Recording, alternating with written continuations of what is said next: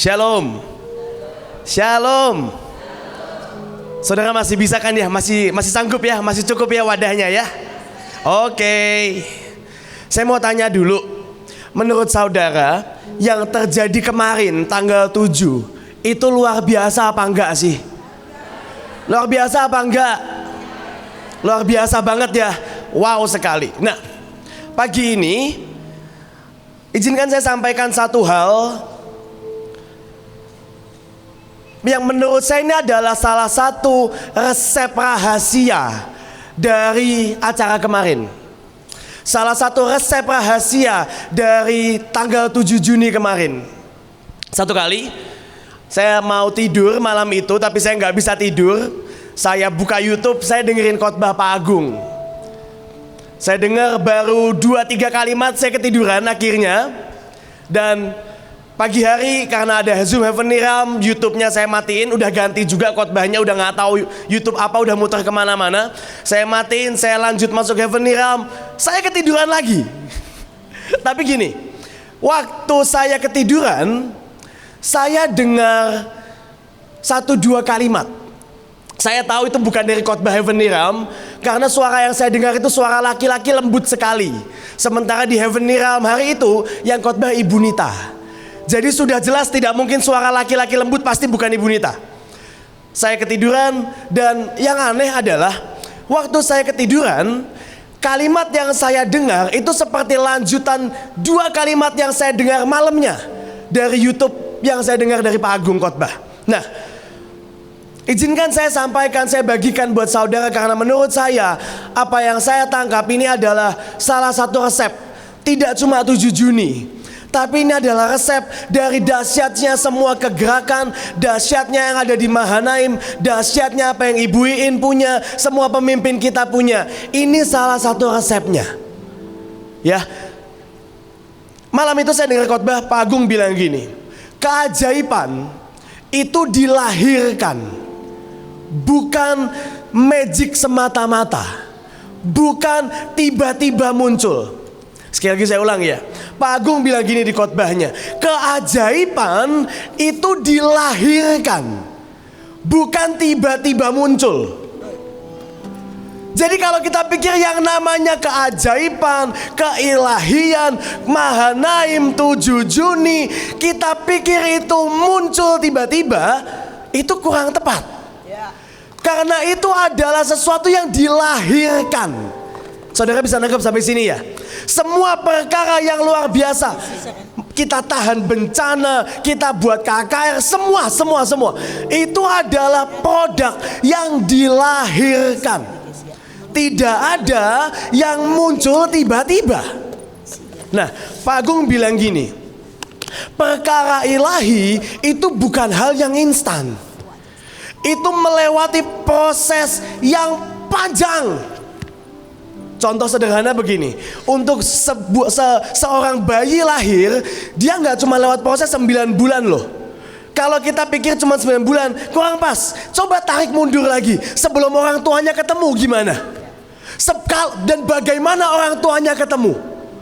Mereka melewati proses panjang. Belum nanti orang tuanya pacarannya lama lah misal, belum nanti lewat A, B, C, D, sampai akhirnya menikah. Dan dari nikah sampai anak jadi, itu juga nggak satu malam. Dan ternyata untuk seorang bayi lahir, itu nggak 9 bulan titik, panjang. Saudara yang melahirkan, saudara lebih mengerti dari saya ya, karena saya tidak melahirkan secara jasmani gitu ya. Tapi gini, untuk sesuatu dilahirkan itu nggak instan. 7 Juni itu nggak instan, dan lawatan di depan itu nggak instan. Semua dilahirkan. Tapi gini, salah satu resep rahasia untuk sesuatu dilahirkan adalah ada proses yang dimulai di tempat yang private. Sekali lagi saya ulang, untuk sesuatu bisa lahir, ada proses yang private. Nah, itu yang kita mau belajar pada pagi hari ini. Sebuah resep rahasia tentang private meeting. Oke? Boleh saya minta Kejadian 44 ayat 18.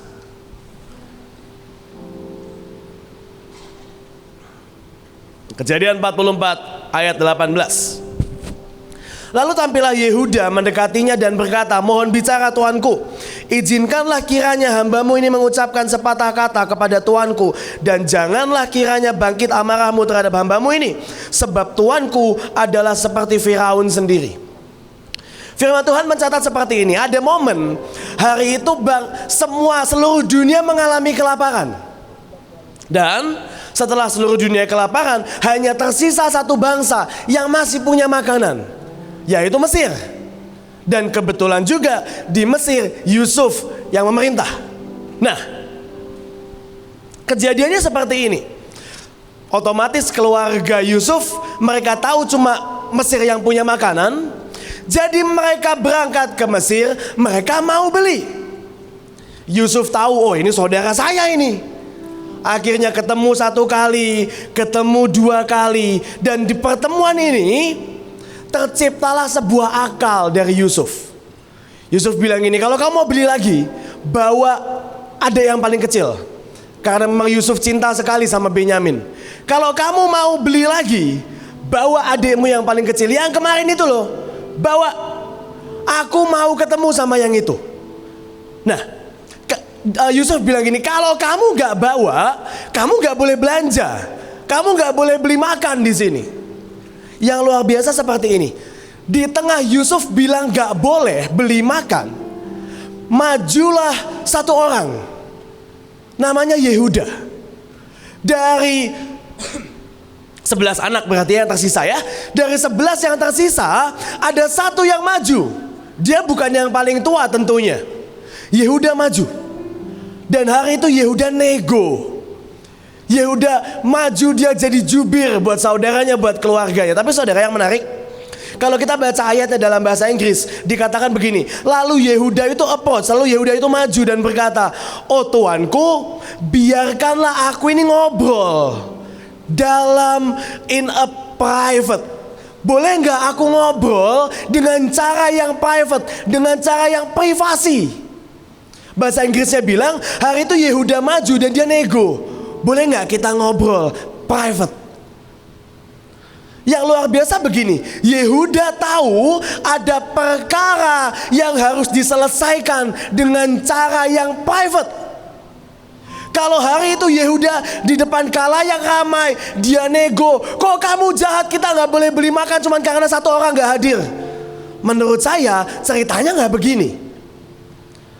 Tapi Yehuda tahu ada cara untuk menyelesaikan perkara ini. Caranya gimana? Dia harus ketemu dengan cara privasi, private. Dia harus ngomong empat mata sama Yusuf. Nah, lanjutannya begini. Akhirnya Yehuda nego, boleh nggak aku ketemu dengan cara yang privacy ini? Kalau saudara baca di pasal 44 sampai paling bawah, Yehuda nego, kalau bahasa kita Yehuda arbitrase. Yehuda nego dengan segala cara. Yehuda bilang, anak dari bapak aku itu hilang satu. Kalau aku bawain yang paling kecil dan tidak kembali, nanti bapak aku stres. Masa tega sih? Yehuda nego dengan segala cara. Tapi Yehuda ini melakukan dalam private. Kenapa? Karena kadang ada perkara dalam hidup kita yang kita cuma bisa selesaikan antara kita dan Tuhan. Saudara mau ditumpang tangan 10 hamba Tuhan, saudara mau ikut kelas manapun, saudara mau ibadah manapun, gak selesai. Saya kenal ada orang yang waktu dia punya masalah, dia akan dengerin semua khotbah di YouTube. Salah enggak? Enggak sih. Tapi kadang dia cuma perlu masuk satu ruang private, selesai. Saudara bisa mudeng sampai sini ya. Kadang gak perlu dengar lagu 10 album, kadang gak perlu ikut 4 kali ibadah dalam sehari. All you need is masuk ke satu ruang private, selesai. Nah, Yehuda ini ajaib, dia tahu ada jalan seperti ini. Oh, ada satu ruang kecil yang kalau aku masuk ini menyelesaikan masalah. Dan saudara tahu yang luar biasa, menurut saya, kenapa hak kesulungan turun ke Yehuda? Kenapa Tuhan pilih Yehuda? Salah satunya dimulai dari sini. dia tahu ada perkara-perkara yang harus diselesaikan dengan dewasa, dengan gentle, dengan private. Nah, saya lanjutkan. Kenapa dia pilih ruang yang lebih private? Terkadang ruang yang besar itu membatasi pergerakan. Saya ulang, terkadang ruang yang besar itu membatasi pergerakan. Contoh sederhana aja. Saudara duduk di ruangan seperti ini ya. Untuk saudara menghadap Tuhan lebih dekat, contoh, kalau ada altar call tiba-tiba, untuk saudara yang duduk di belakang akan lebih berat daripada saudara yang duduk di depan untuk maju. Kenapa? Untuk saudara maju karena saudara di paling belakang, ngelewatin orang banyak, belum malunya, belum malesnya dan sebagainya. Seringkali ruang yang besar itu justru punya penghalang lebih banyak. Contoh, untuk saudara mau nyanyi kuat-kuat, untuk saudara mau deklarasi kuat-kuat, kadang saudara sungkan sama sebelahmu, saudara malu. Tapi kalau saudara di kamar, ya terserah. Betul nggak? Sederhana aja. Dulu waktu saya masih SD, waktu retret sekolah, ya puji Tuhannya saya cukup keras kepala dan haus dan lapar.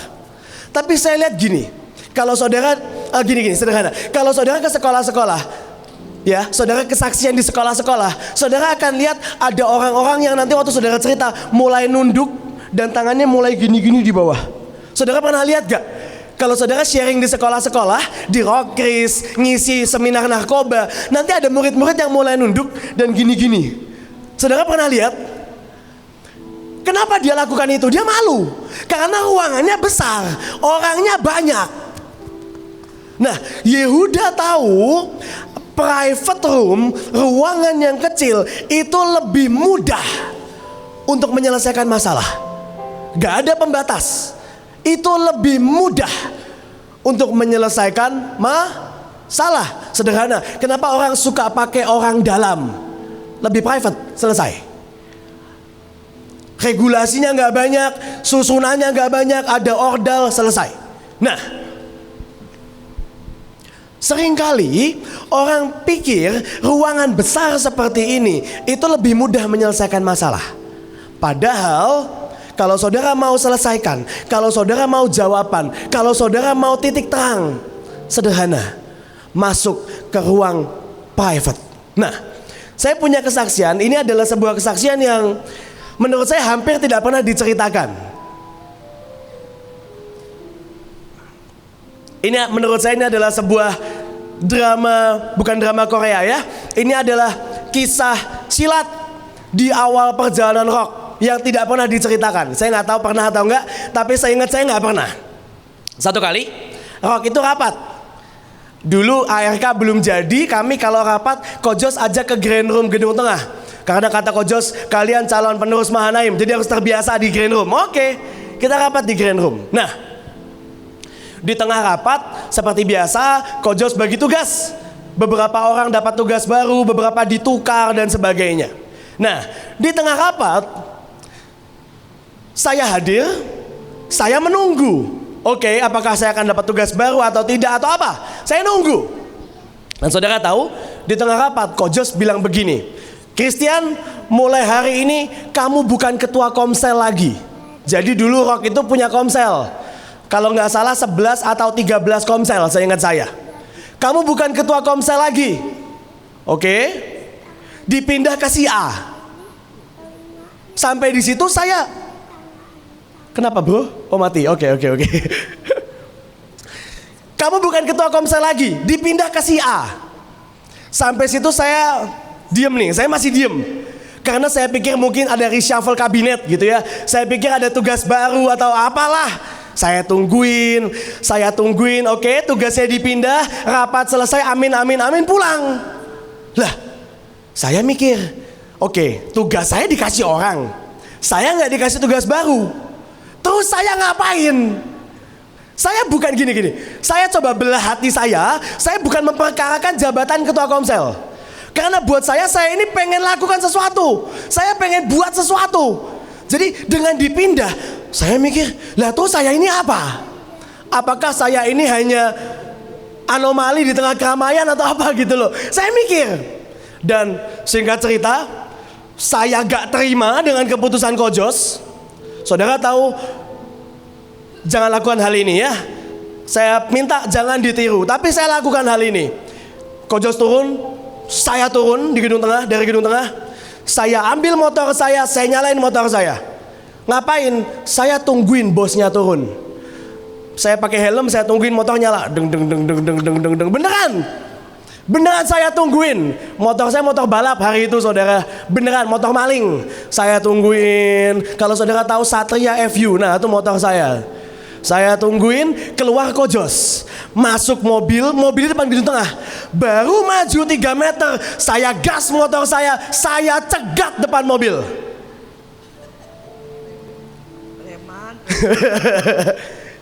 Mobil maju 2 meter, saya gas, saya cegat, saya palang depan mobil Kojos. Kemarin saya bercanda sama Kojos, seumur hidup Kojos dibegal 2 kali. Satu sama anak SMA, namanya Christian. Saya cegat, saya buka helm, saya turun dari motor, saya ketok kacanya Kojos. Saya ketok. Kok maksudnya apa? itu Christian yang dulu ya. Maksudnya apa? Saya buat salah apa sehingga saya gak dikasih kepercayaan? Dan hari itu Kojos turunkan kaca. Kojos jawab dengan senyum. Kojos bilang gini, jawaban yang saya gak bisa lupa, itu kejadian 9 tahun lalu saudara. Saya gak akan lupakan jawabannya. Jawabannya begini. Kenapa kamu gak jadi ketua komsel lagi? Karena aku mau kamu gak pegang apa-apa. Saya makin cemberut. Apaan maksudnya? Aku mau kamu gak pegang apa-apa. Kenapa? Karena aku mau kamu belajar semua yang aku tahu tentang youth. Aku mau kamu ikut aku belajar semua yang aku tahu tentang youth. Mulai hari ini kamu gak pegang apa-apa. KKR 1 kamu jadi asyir, KKR 2 kamu jadi IO, KKR 3 kamu pawang hujan, KKR 4 kamu parkir, KKR 5 kamu lakukan apapun. Aku mau kamu belajar semua tentang youth. That's why kamu gak perlu pegang komsel.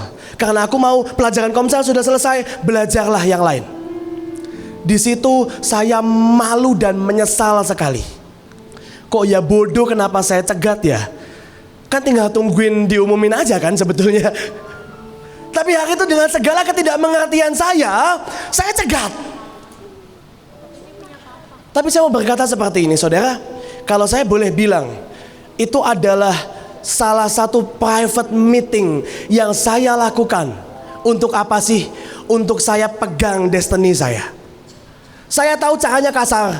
Alkitab mencatat ada banyak orang punya private meeting. Ada Esther yang mungkin caranya bagus ngajak makan, tapi maaf, ada Yakub yang caranya ngajak gulat, yaitu genre saya. Saya nggak bisa private meeting pakai gelas wine. Ayo kita bertengkar, itu private meeting saya. Tapi saya tahu satu momen itu saya begal anaknya Ibu Iin, itu yang mengubah hidup saya sampai hari ini. Dan saya mau berkata begini saudara, di sini banyak yang muda juga. Kadang ada hal-hal yang kamu harus selesaikan secara private. Antara Tuhan dan manusia, antara kamu dan Tuhan, antara kita dengan Tuhan, tapi juga antara kita dengan pemimpin kita, antara kita dengan orang-orang di atas kita. Sederhana, saudara mau nasibmu berubah, saudara mau sesuatu terjadi dalam hidupmu, ada ruang private yang harus saudara masuki dan selesaikan di sana. Saya tahu kalau saya marah-marah di rapat itu gak ada gunanya. Kalau saya tahu, kalau saya gak pilih menghadap Kojos, saya pilih cabut, saya gak mau rock lagi, itu juga gak menjawab. Hari itu yang saya tahu, saya mau temui Kojos. Ya mungkin salah, caranya salah ya, ngebegal gitu ya. Tapi yang saya tahu di otak saya cuma satu, kalau saya gak temui Kojos, saya ada yang hilang. Saya tahu ada yang hilang.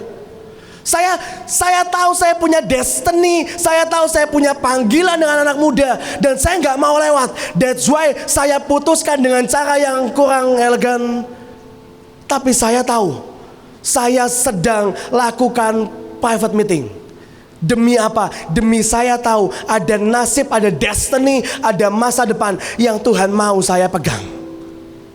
Hari ini saya mau berkata bahwa saudara, kadang-kadang ya ada hal-hal yang harus kita selesaikan dengan private meeting.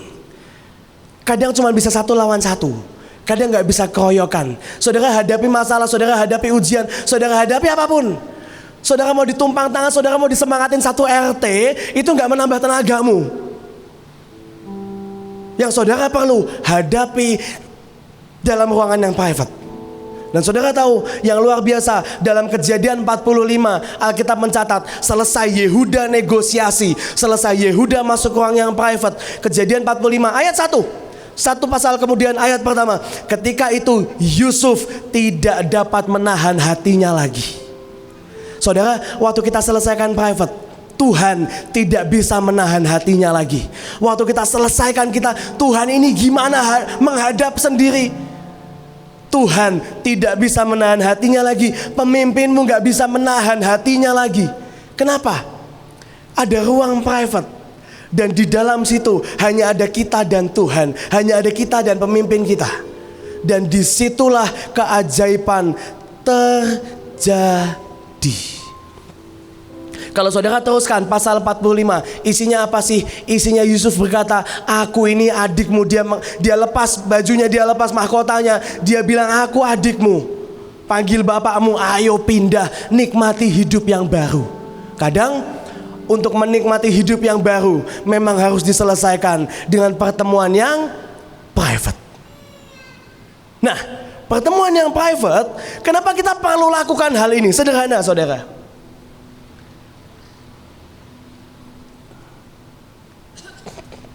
Kenapa kita perlu lakukan pertemuan yang private? Saudara duduk di ruangan ini seperti ini.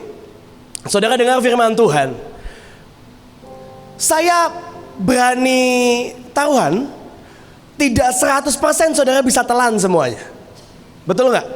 Apalagi kalau acara 8 jam yang khotbah 7-8 orang, sudah pasti nggak ketelan. Betul ya saudara ya? Sudah pasti nggak ketelan. Belum Mahanem yang setiap bulan punya tema baru, event baru, itu pasti nggak ketelan. Nah, yang luar biasa seperti ini, private meeting itu bisa menjawab perkara tadi. Saudara ikut Mahanem, anggap bulan inilah, saya tidak tahu bulan ini temanya apa ya, 1 million worship atau apapun nanti ada lagi. Itu mungkin gak ketelan. Gimana cara nelennya? Saudara masuk dalam ruang yang private. Mari kita buka Lukas 8 ayat 15. Lukas 8 ayat 15. Yang jatuh di tanah yang baik itu ialah orang yang setelah mendengar firman Tuhan itu menyimpannya dalam hati yang baik dan mengeluarkan buah dalam ketekunan. Ini potongan ayat dari kisah tentang 4 jenis tanah. Orang suka bahas ada 3 tanah. Yang pertama, orang suka bahas, oh ya kita harus bereskan batunya, kita harus bereskan semak-semaknya, kita harus jangan sampai dicuri burung dan sebagainya. Dan ujungnya orang akan berkata tanah hatinya harus subur. Titik sampai sana. Tapi firman Tuhan mengajarkan seperti ini. Semua firman yang ditabur di ruangan ini, semua firman yang kita terima, gimana cara itu berbuah, gimana cara itu lahir, gimana cara itu jadi nyata, sederhana. Firman Tuhan bilang, yang setelah dengar firman itu menyimpannya dalam hati. Atau kalau saya boleh bilang, setelah dengar firman, firmannya dibawa pulang. Masuk kemana? Private. Sekali lagi saya ulang ya. Saudara dengar firman Tuhan, kita gak bisa ngerti semuanya. Gimana cara kita ngerti? Bungkus, bawa pulang, masuk ruang private. Di situ kita mengerti. Contoh sederhana, 1 million worship. Banyak orang, ya udah oke, pokoknya ini acara arak-arakan, pokoknya ini acara doa, aku ikut. Rugi kalau nggak ikut. FOMO, fear of missing out, takut ketinggalan Mahanaim. Biar nggak malu kalau ditanya hari Minggu kamu kemana, di rumah nanti malu. Tapi banyak orang yang begini, kalau nggak ngerti, bawalah pulang, masuk ruang yang private supaya kita mengerti. Contoh sederhana. Kalau hari ini mic ini diedarkan di antara para pemimpin dan ditanya, apa itu sumpah bread and bloom? Semua pasti punya jawaban yang berbeda. Kenapa? Apakah salah? Enggak. Karena waktu sumpah itu dilepaskan, para pemimpin bawa pulang. Dan di ruangan yang private, dia belajar berdoa, tanya Tuhan ini apa? Saudara mudeng sampai sini ya? Saudara mudeng sampai sini ya? Kalau saudara nggak ngerti firman Tuhan di Mahanaim itu ngomong apa, sederhana, bawa pulang aja. Di rumah pelajari lagi, doa, tanya Tuhan ini apa. Mudeng ya saudara ya. Kalau saudara coba telan di sini, nggak kemakan. Dan firman Tuhan berkata, gimana firman ini bisa berbuah? Gampang, bawa pulang. Gak usah di-compare ke bahasa Inggris, gak usah belajar bahasa aslinya. Bahasa Indonesia sudah cukup jelas. Simpan, baru itu bisa berbuah. Nah, seringkali kita gak simpan firmannya. Seringkali kita gak simpan, kita gak bungkus bawa pulang. Saudara makan di restoran, kenyang, ditinggalin, eman. Bungkus, bawa pulang. Saudara paham ya? Saudara dengar firman gak ngerti, jangan dibuang. Bungkus, bawa pulang. Tadi Pak Joshua sempat, saya kutip sedikit dari apa yang Pak Joshua sampaikan. Gimana cara supaya keturunan selanjutnya gak hilang, gak turun, gak jatuh? Sederhana, observe. Observe itu apa? Sama, simpan, bawa pulang, itu observe. Di rumah baru ditelaah, baru didoakan, tanya Tuhan. Kalau kita nggak lakukan itu, firman ini hilang. Firman ini dicuri iblis. Firman itu nguap ke langit, hilang. Tapi kalau kita bungkus bawa pulang, disitulah firman ini bisa berbuah. Firman itu bisa melahirkan. Kapan? Waktu dibawa pulang. Contoh sederhana, beberapa bulan yang lalu kami rock doa malam 8 jam. Dan salah satu topik doanya adalah kawal 1 million worship, kawal 1 juta penyembah. Hari itu kami gabungan beberapa cabang, jujur kami nggak ngerti harus ngapain.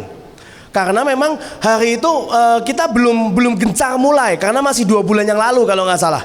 Kita belum gencar mulai, semua masih fokus Israel, fokus apalah saya lupa. Nah, kami nggak tahu harus buat apa.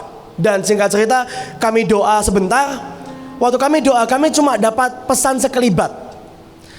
Beberapa tahun yang lalu saya itu punya ayat pegangan, saudara. Ayat kesukaan saya, Zakaria 8 ayat 21 sampai 23. Itu firman yang berkata akan ada hari di mana pemimpin bangsa menarik punca jubahmu dan berkata perkenalkan aku pada Tuhan. Itu ayat kesukaan saya. Nah, waktu doa, saya diingetin lagi ayat itu. Jadi saya bilang gini sama semua tim yang kita tugas doa 1 million worship. Saya bilang, ayo, saya nggak ngerti harus doa model apa. Saya nggak tahu bagaimana cara 1 million worship. Saya nggak tahu gimana cari 1 juta orang, saya nggak tahu. Tapi yang saya tahu, firman Tuhan bilang begini. Jadi kita buat tindakan profetik, saudara. Kita buat apa? Kita buat bukan pon-ponan ya, mungkin lebih mirip wayang kali ya. Kita print foto raja-raja, kita print foto pemimpin bangsa, kita print foto wali kota, gubernur. Pokoknya kita print, dikasih tulisan di bawahnya. Bapak ini wajib ikut 1 million worship.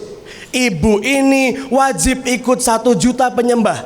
Si ini artis ini wajib ikut 1 juta penyembah. Dan saya mau berkata, kemarin kalau saudara lihat di grup itu, saya nggak tahu jabatan dari paling atas sampai paling bawah semua ikutan. Artis dari generasi yang saya tidak tahu sampai yang saya tahu semua ikutan. Kok bisa? Karena ada firman yang dibawa dalam ruang yang private. Waktu disampaikan di doa pagi, saya gak ngerti, kami gak ngerti 1 million worship. Tapi waktu kami bungkus bawa pulang, di situ kami dapat jawaban. Saya berdoa begini, firman Tuhan di ruangan ini jangan dibuang sia-sia. Kalau saudara kenyang, kalau saudara gak mudeng, bungkus saja bawa pulang. Anggap ini restoran mahal, eman kalau ditinggal. Eman, bener deh, eman kalau ditinggal. Bungkus, bawa pulang, masih enak. Percayalah saudara, makanan surga gak bisa basi, masih enak. Dengan catatan apa? Bungkus, bawa pulang. Kalau saudara coba telan di sini dan gak kemakan dan dibuang, eman, gak lahir. Kenapa Kenapa seringkali kita nanya kok yang ini gak ngerti, yang ini tuh apa, yang ini kok gak bisa, yang ini doanya apa, suruh apa. Sederhana, gak dibawa pulang, gak dikunyah, gak dibawa masuk ke kamar dan dipelajari lagi. Itu yang firman Tuhan katakan. Untuk benih ini lahir, untuk firman ini lahir, untuk firman ini jadi nyata, harus bawa pulang. Amin. Amin. Itu kenapa kita tulis. Kadang-kadang ada orang yang nyatet, ya yang gak nyatet ya sudahlah. Tapi kenapa kita sering diajarin buat catat? Sederhana, biar bisa dibawa pulang. Itu aja sih sebetulnya. Kenapa sih kalau kita ke Israel, kemana dapat rema, tulis, catat, bawa pulang. Biar gak nguap, biar gak hilang. Supaya bisa berbuah, supaya bisa melahirkan, ya. Ayat yang terakhir, Lukas 24 ayat 32.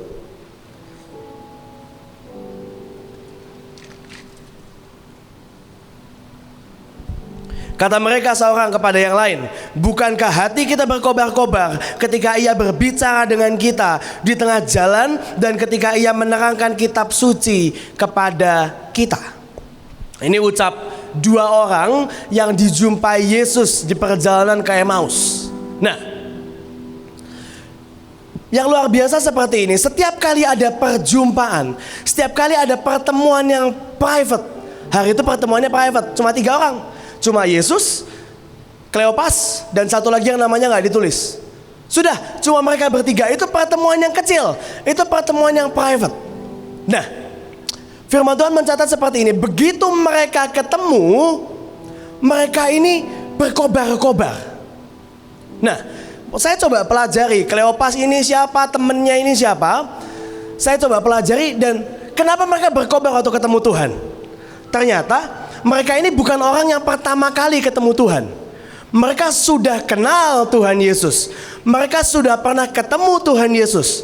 Beberapa sumber berkata Kleopas itu antara 70 murid, tapi juga masih saudara dengan Yusuf, papanya Tuhan Yesus. Nah, kalau saudara baca dalam Lukas 24, kapan momen mereka sadar itu Yesus? Jadi sepanjang jalan ngobrol masih gak tahu itu siapa. Diajak ke rumah masih gak tahu itu siapa.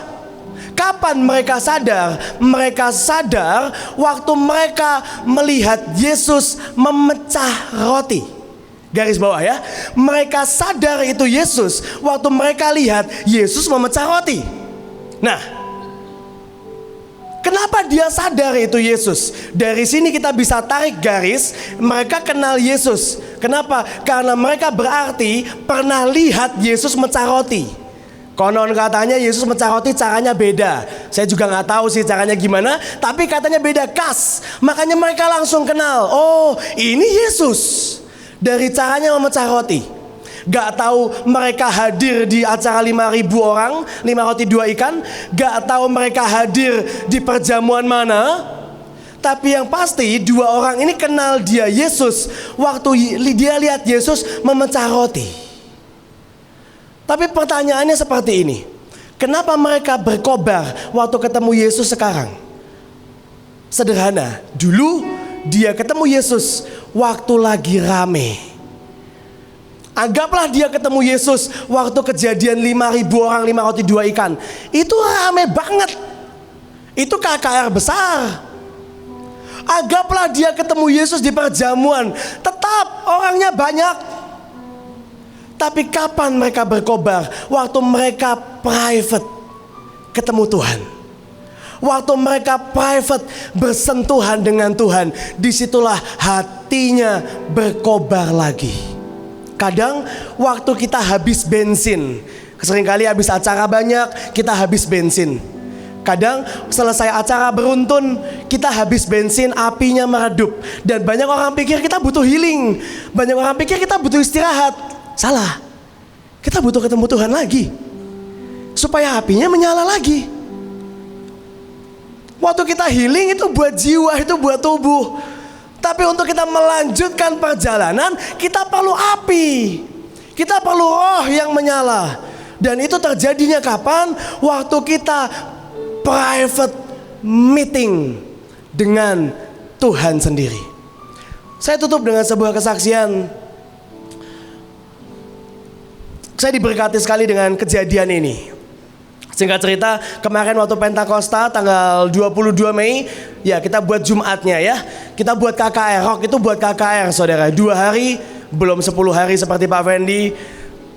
2 hari saja, 22 dan 23. Kita buat KKR, 22 acara KKR Youth, 23 KKR Kesembuhan Ilahi. Nah, yang jadi masalah adalah anak Rock itu banyak yang baru. Jadi kalau saudara bayangkan anak Rock itu seperti saya, ya saya anak Rock sih, tapi sekarang itu Rock udah generasi kesekian. Jadi sudah nggak sesaya semua. Rock yang sekarang itu isinya anak SMP, anak SMA, yang bahkan saudara nggak kenal pasti. Ya salah satunya yang main keyboard nih tiga jejer tadi ya, 3 itu anak Rock semua. Saya yakin saudara nggak tahu namanya kan? Nah, anak Rock generasi baru soalnya. Nah, oke, boleh. Nah, ini Joel namanya. Tapi sayang saudara, bulan depan sudah pergi karena kuliah di Sulawesi ya, di Manado. Kenzo boleh berdiri Kenzo. Nah, ini juga pemain keyboard kami, keyboardis, drummer juga. Yang hitam juga keyboardis dan drummer. Terakhir, Marcelo, mana?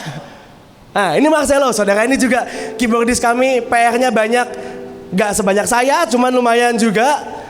Ya, ini 3-3 keyboardisnya Rock ya. Jadi kalau saudara ketemu, saudara boleh sapa anak Rock, halo gitu ya. Oke, silakan duduk, thank you. Nah, yang jadi masalah adalah ini anak baru semua. Dan KKR-nya 22 Mei.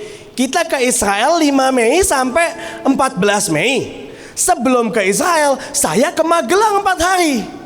Jadi saya pergi meninggalkan mereka itu 2-3 minggu. Saya memikir keras, ini anak baru, ditinggalin KKR, disuruh mikir KKR, saya tinggal pergi 3 minggu. Jujur, saya nggak tahu akan jadi apa KKR-nya. Saya nggak tahu akan jadi apa. Ya iyalah, anak baru disuruh bikin KKR, bapaknya pergi 3 minggu ya. Saya juga mikir ya tapi kan saya nggak mungkin nggak jadi ke Israel ya saudara ya. Saya nggak mungkin nggak jadi ke Magelang gitu. Ya udahlah. Nah, sebelum saya pergi, saya cuma ingat satu kalimat yang Ko Jos sering bilang sama anak Rock. Ko Jos tuh suka bilang gini sama kita, sudahlah, kalau nggak tahu mau diapain, doa aja, banyak doa aja. Itu kalimat beliau. Udah, banyak doa aja. Jadi sebelum saya berangkat, saya bilang gini sama anak-anak. Di Youth, saya bilang semangat kita mau KKR. Begitu masuk GT, rapat sama leader, saya bilang gua nggak tahu KKR-nya akan kayak apa, doa aja, titik. Saya nggak sebutkan kalimat yang lain. Saya cuma bilang, udah banyak doa. Saya pergi 2 minggu, 3 minggu, saya nggak bisa cek, banyak doa, titik. Nah, singkat cerita, waktu pulang, benar saudara, begitu pulang saya periksa, oh Tuhan Yesus, laporannya mengerikan. Saudara tahu saya pulang, laporan jiwa-jiwa, sudahlah. Mengerikan sekali. Saya lihat video latihan nari, Tuhan Yesus. Saya dengar latihan PW, oh Tuhan Yesus. Saya cek duit, makin Tuhan Yesus. Saya cek semua, saya gak bisa berkata-kata, speechless. Bukan karena anugerah Tuhan, tapi karena hal yang luar biasa. Hasil laporannya mengenaskan. Waduh, saya lemes saudara, saya lemes-lemesnya. Dan tibalah hari KKR, saya jujur marah dengan mereka. Salah saya, sebagai pemimpin harusnya ya udah backup gitu ya, kok malah ngomel gitu. Salah saya marah, saya ngomel-ngomel. Sebelum KKR, terjadilah private meeting. Saya di WT, ada Ko Jos juga. Hari itu yang khotbah saya, Ko Jos hanya mengawasi gitu ya. Ko Jos nungguin di WT, saya masuk ke WT sebelum KKR mulai. Saya ngobrol dengan Ko Jos, singkat, padat, cuma 30 menit.